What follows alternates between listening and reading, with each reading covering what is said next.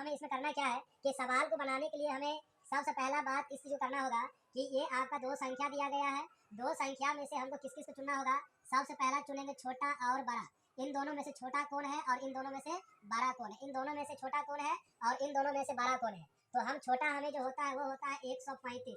135 है वो 225 से छोटा है और 225 जो है वो 135 से बड़ा है। अब हम लोग जब भाग करते हैं तो भाग के नियमानुसार जब हम लोग चलते हैं तो कभी भी बड़ी संख्या में छोटी संख्या से भाग दिया जाता है। बड़ी संख्या में छोटी संख्या से भाग दिया जाता है। तो हम लोग यहाँ पे क्या करेंगे, बड़ी संख्या में छोटी संख्या से ही डिवाइड करेंगे, मतलब कि भाग करेंगे। अब देखिए ये भाग आप लोगों को कहाँ करना हो, तो भाग आप लोग इसको रफ पेज पे करेंगे। किस पेज पे करेंगे, रफ पेज पे। तो मेरा रफ पेज यहाँ सीधा मान लीजिए मेरा क्या हो गया, रफ पेज, और ये हो गया मेरा मैन पेज। अब इसमें हम क्या करेंगे, सबसे पहला जो भाग करेंगे वो किससे करेंगे, 135 से भाग करना है 225 में।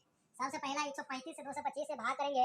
तो इसमें भाग करने के लिए जो भाग होगा ना, वो सबसे पहला जो कितने मरतबे लगेगा, तो कितना होगा, एक मरतबे लगेगा। तो कितना हो गया, ये 135 हो गया। 135 जो हो गया, अब इसका जो हम लोग माइनस कर देंगे, माइनस करेंगे तो कितना हो जाएगा, 5 में से 5 गया तो 0 बच गया। ये 2 में से 3 नहीं घटेगा तो हम लोग क्या करेंगे, बगल से पैंचा लेंगे। पैंचा लेंगे तो कितना हो जाएगा, 12।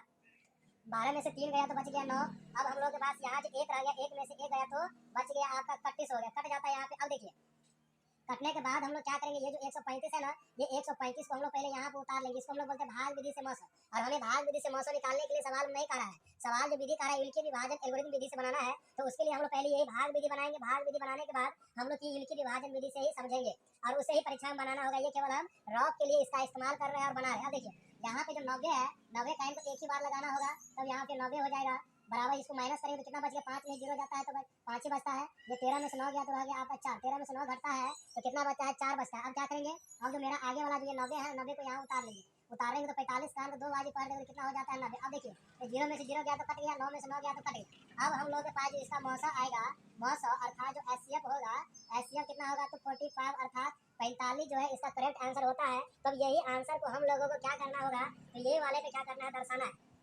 तो बच्चों इसको दर्शाने के लिए सबसे पहली बात को क्या याद रखा जाता है कि हमें यहाँ जो यूल विभाजन एल्गोरिथम विधि से कहता है। तो अगर आप लोग इस प्रकार से सवाल देगा तो आप लोग इसको लिख लीजिएगा, यूल विभाजन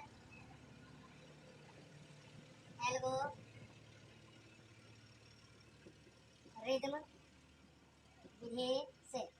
ज्यादा कुछ करना नहीं है, केवल आप लोग कितना है लीजिए, परीक्षा में आप लोग जो भी विधि से कहेगा वो विधि का आप यहाँ पे नाम लिख देंगे। केवल बाद में जो बनाने की जो विधि होगा, मेथड होगा, आप लोग की यही मेथड आप लोग यूज करेंगे। अब देखिए यहाँ फॉर्मूला चल रहा है a बराबर bq प्लस आर। ए बराबर क्या होता है बच्चों, bq प्लस आर।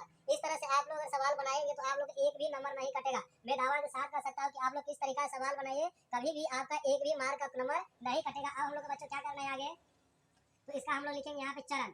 क्या लिखेंगे, चरण। अब हमें चरण क्या करना है, चरण 1 लिखना है। चरण 1 लिखने के बाद सबसे पहला बात कि हम रॉ पेज ध्यान देंगे, रॉ पेज ध्यान देंगे तो सबसे पहला जो होता है ए को कहा जाता है भाज्य। भाज्य किसे कहा जाता है, जिसमें हम लोग भाग देते हैं उनको भाज्य कहते हैं। तो सर्वप्रथम हम लोग किसमें भाग दिए, 225 में। तो यहाँ पे लिख लेंगे 225 बराबर। अब होगा बी, बी को बोलते हैं भाजक। भाजक किसको कहा जाता है, जिससे हम लोग भाग देते हैं उसे क्या करते हैं, भाजक कहते हैं। सर्वप्रथम हमने 225 से 135 से भाग दिए थे 225 में। तो यहाँ पे कितना हो जाएगा, ये 135 बच गए। अब देखिए अब जो ये यहाँ पे 1 है, ये क्या हो गया, भागफल अर्थात क्यू का मान होता है। ये भागफल 1 हो गया प्लस आर को कहा जाता है शेषफल। अब इसके लिए जो आपका जो आर बच गया वो कितना बच गया आपका 90। इसका जो शेषफल हो गया वो 90 हो गया। अब देखिए ये फर्स्ट वाला काम जितना तक हो गया।